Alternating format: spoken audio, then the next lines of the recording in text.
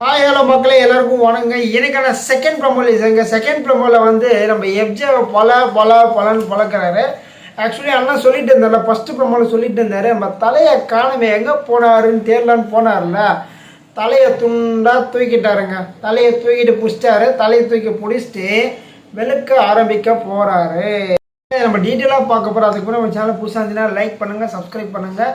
நீங்கள் போகிற ஒரு லைக்குமே நம்ம வீடியோ வந்து ஒரு 10 பேர் போய் சேரும். அதனால் அவங்க பார்த்து ஹெல்ப் பண்ணுங்கள் மக்களே.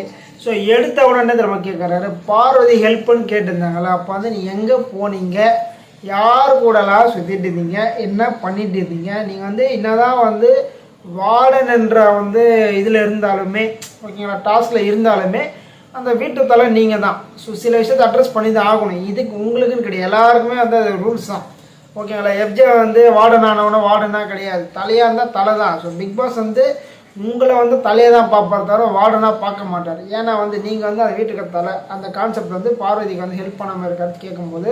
ஸோ நம்ம பார்வதிகள் சொல்கிறாங்க, சார் எனக்கு ரொம்ப கஷ்டமாக இருந்துச்சு, நான் வந்து ரொம்ப கஷ்டப்பட்டு ஆள் தேவைன்ற டைமில் வந்து அவர் அந்த மாதிரி டைம்லலாம் அவர் ஆளையே காணோன்னு சொல்லுங்கள். உண்மையிலே வந்து இந்த ஒரு விஷயத்தில் வந்து பார்வதி உண்மையிலே அப்ரிஷியேட் பண்ண வேண்டிய விஷயங்க. ஒரே ஆள் வந்து கிட்டத்தட்ட வந்து 15-16 பேர் இருக்கலாம். எல்லாருக்குமே சமைக்கணுன்றதெல்லாம் பெரிய விஷயம்.